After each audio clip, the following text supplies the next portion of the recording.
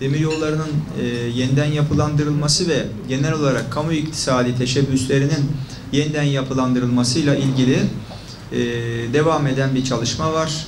Son zamanlarda da bu konuda Sayın Cumhurbaşkanımız ve Sayın Maliye Bakanımız bazı açıklamalarda da bulundu.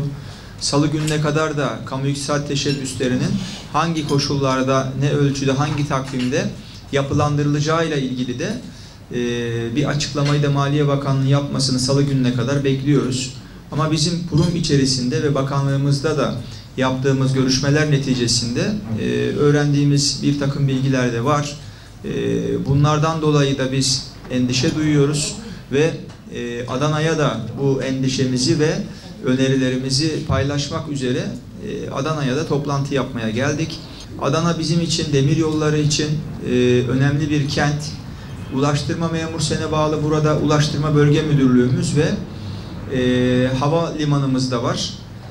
Burada demiryolları da tabii ki ulaştırma hizmet kolunda önemli bir bölümünü oluşturuyor demiryollarında. Burada demiryolları 164 yıllık bir kurumdur. Ciddi gelenekleri, kökleri olan bir kuruluştur. Demiryolcular da bunu çok iyi bilirler. Ve 164 yıldır demiryollarında işçi ve memur yan yana bu devlet için, bu demiryolu için hizmet vermektedir.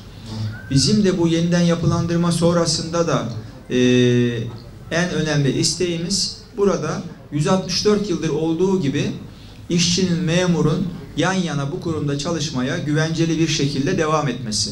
Bizim aslında buradaki temel talebimiz budur. Memur, işçi şeklinde ayırmıyoruz.